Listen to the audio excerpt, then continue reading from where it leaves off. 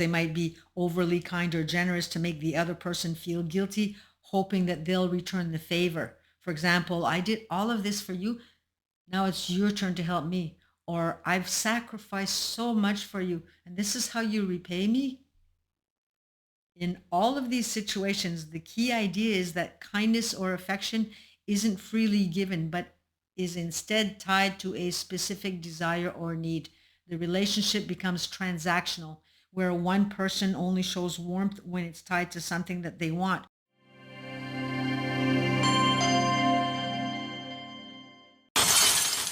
Being taken for granted is hurtful. And if you have experienced life with a narcissist, then you've had the experience of feeling that you're being used like a towel. But because of all the cognitive dissonance that takes place in narcissistic relationships, with all the manipulation that goes on, it can sometimes be a bit confusing as to whether or not you're being used. So today I decided to do a video on this and name 15 signs that you can watch out for if you're trying to determine whether someone is taking full advantage of you. So the first one I want to talk about is neglect. Neglects your emotional well-being, never offers to help you, and constantly prioritizes other people over you. You might find that they go out of their way to help people or even just spend time with others. They'll meet friends for coffee, but they're not going to spend any time with you. And often when you ask them about it, they might respond with a stupid statement like, yes, but we already live together. Really?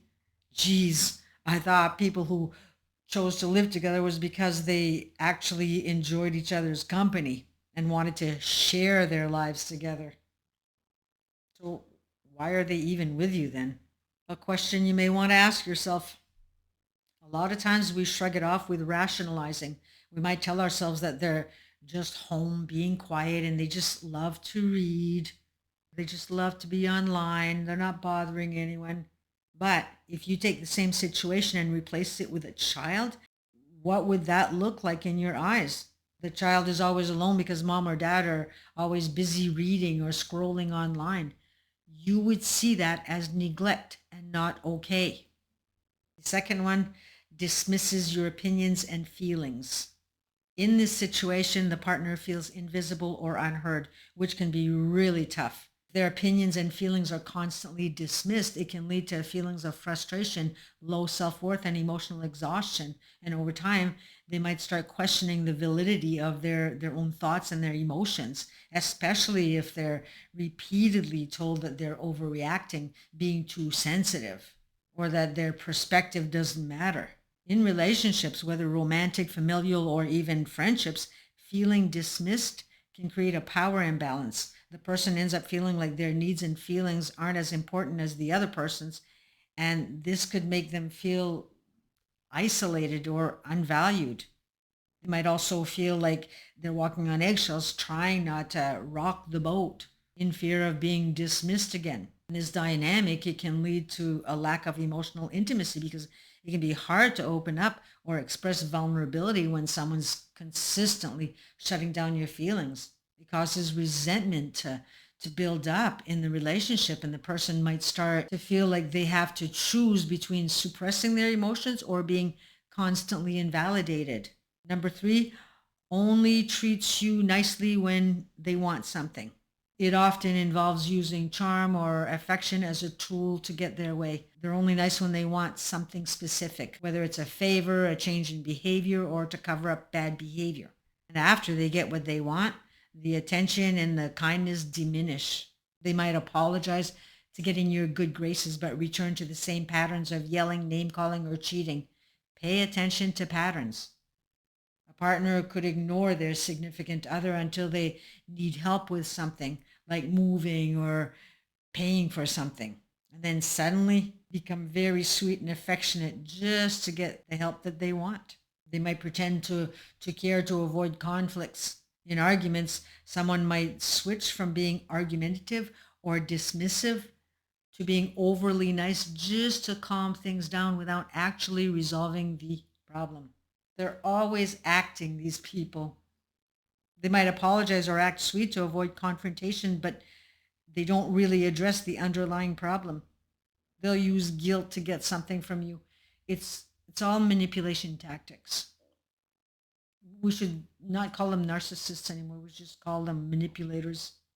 And other examples is they might be overly kind or generous to make the other person feel guilty, hoping that they'll return the favor. For example, I did all of this for you. Now it's your turn to help me. Or I've sacrificed so much for you, and this is how you repay me. In all of these situations, the key idea is that kindness or affection isn't freely given, but is instead tied to a specific desire or need. The relationship becomes transactional, where one person only shows warmth when it's tied to something that they want or when it serves them. Number four, uses you for personal gain and or validation, kind of like what we just talked about, but we go into a little bit deeper here. Do you have a vehicle that they can use or get rides? Do you have a home? Do you have money? Do you have popular friends or friends in high places? Do you have a business? Do you have compassion? Are you codependent? These are all things that they can be interested in. Because if you know a lot of people in the right places, that could land them a position or a job that they want. If you own your own home, that can make them look prestigious. If you're codependent, that makes you a great servant for them. They'll borrow your car but leave it in horrible conditions. They might attempt to take your home or business later on down the road. They'll borrow money, but they won't pay you back. Some might, because they may need to keep borrowing and borrowing huger amounts. Number five, no time, financial or emotional investment. I've already mentioned how they won't spend time with you, but also no time can mean that they never have time to take care of any of your needs. You mow the lawns, you get dinners on, you take care of the bills. There isn't any shared work when it comes to chores. As per finances, you pay mostly for everything. You notice little things like how often you're the one who takes out the wallet for outings or family gifts, even when it's their side of the family. They might even manipulate a situation where they'll buy the cheapest gifts, making you feel embarrassed, where you're going to cover for them and buy other gifts. When it comes to emotional investments, it measures at zero. Emotional investment in relationships means actively caring about the well being of others, sharing your feelings and your thoughts, and being emotionally available. It might look like time and attention, spending quality time with someone, being present in their life and listening to them attentively at that. Vulnerability, opening up about your feelings, fears, and desires, and trusting the other person to respond in a caring way. Commitment, prioritizing the relationship, working through conflicts, and making efforts to build a deeper connection. In relationships, emotional investment is what helps build trust and intimacy. People feel more connected and understand when both are equally invested in the relationship. Emotional investment is important, but there's also a need for balance. Too much emotional investment without reciprocity, like in these toxic relationships where you're not getting your emotional needs met, can lead to burnout, disappointment, or emotional exhaustion. On the other hand, not being emotionally invested enough can leave relationships or goals feeling shallow or unfulfilling. Number six, selfish in bed. Takes no interest in your sexual satisfaction. He or she doesn't take care of your needs. It's all about their needs being met and nothing for you. It can also entail trying to coax the victim in things like threesomes or any other act that might make the partner uncomfortable, but the user doesn't care about that. Perhaps they want sex even if the partner isn't feeling well, they don't care. And I can almost hear some of you thinking, he or she is great when it comes to sex. But if you're with a narcissist, this person is still performing for their own personal gratification, whether it's for you to brag to their friends or there's always a reason. They're selfish people. That's the bottom line. Number seven, they refuse to change. When a person sees that there's a conflict in a relationship but refuses to get help when suggested by the partner, this is a red flag. If they're perfectly okay with the fact that you're unhappy with important aspects of the relationship, that is definitely not a sign of someone caring. And even if it isn't about seeking help, but merely drawing a line in the sand, if you ask them to please not name call and they continue, this person is not caring about your well being. If a person is consistently treating you badly, this is a huge red flag. You gotta stop understanding their pain and start understanding your own. Number eight, actions don't line up with their words. We can add future faking to that one. A lot of times, narcissists use future faking in their relationships with others. Future faking is a manipulation tactic often used in narcissistic relationships where the narcissistic partner makes promises about the future to keep their victim emotionally invested or to maintain control. And these promises are typically exaggerated or unrealistic, and they often serve to create false hope in the other person, making them think that things are going to improve or that the narcissist genuinely cares about the relationship's future. However, once the victim has been manipulated into believing these promises, the narcissist is not going to follow through. Here's a couple of examples. They might say things like, I'm going to marry you one day, just you wait. Or we're going to have a family together.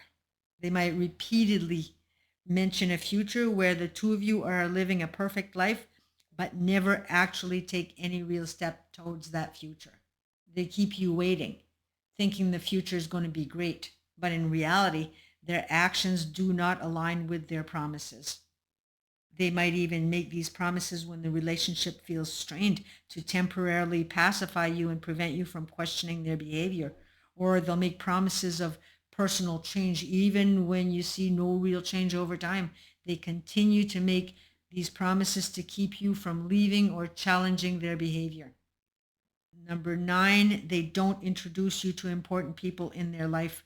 They keep you a secret, or they don't allow you to meet their friends, their family, or colleagues and avoid serious talks about the future. Number 10, for those who are not living with the narcissist, always coming over and eating your food and drinking your drinks. Yet they never seem to replace that food or that beer or that wine. Number 11, they don't want to label the relationship. When a person doesn't want to label a relationship, it is usually a sign that they are not interested in a committed relationship. Number 12, you've never been to their house. And they might give you all kinds of reasons as to why that is, such as their elderly parents are staying with them and they aren't well, or their place is under construction. But always remember, words are easy. Don't be vulnerable. This could be a red flag. 13, they are secretive. You know nothing about their past. They know you're divorced or have lived with someone or have an ex somewhere.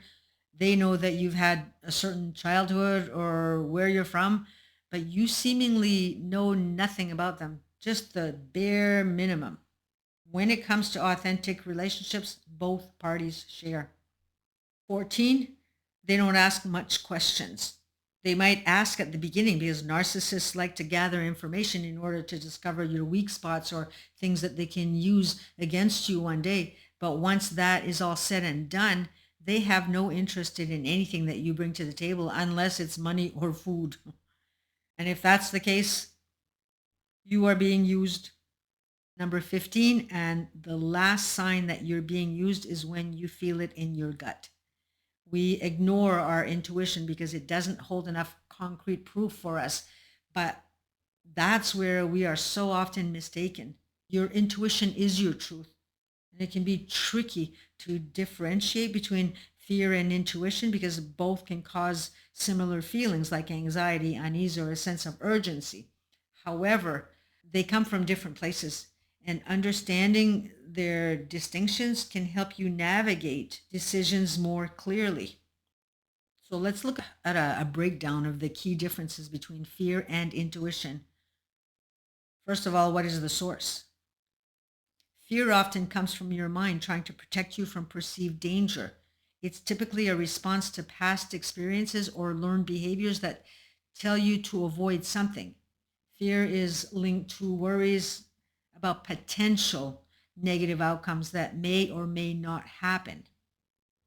Intuition comes from your subconscious mind, often based on things that you've picked up over time, even without being fully aware of it.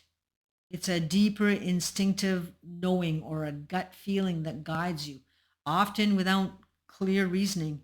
Intuition doesn't usually come with a sense of panic or anxiety. So pay attention to the physical sensation. Fear tends to manifest as physical tension or discomfort, like tightness in the chest, a racing heart, shallow breathing, or fight or flight responses. You might feel overwhelmed, uneasy, or on edge. Intuition feels more like a calm inner knowing. It's often subtle and it can be a quiet, centered feeling like a gentle nudge or inner voice. You'll feel it in your gut rather than in anxiety, the way that we feel when we're anxious. And often you have to catch it first. Let's say that you get this gut feeling that this person in your life isn't who they say that they are. Fear might immediately follow because you don't want this to be true. You don't want to lose this person. So when you're trying to decipher, before you decide that it's your fear speaking or your intuition, go back for a moment and check in to see if there wasn't a gut sensation or a calm image right before that fear kicked in. In summary, fear tends to be a reaction to imagined dangers or past trauma, often accompanied by anxiety and avoidance, whereas intuition feels like an inner calm knowing that guides you toward aligned action without overthinking. And it can be hard to discern at times, but by tuning into your body, emotions, and your thought patterns, you can start to differentiate between the two. So, that being said, I'm going to end the video here, and I hope that this has been helpful to some of you. So I am wishing you all well, and we shall see you in the next video. Bye for now.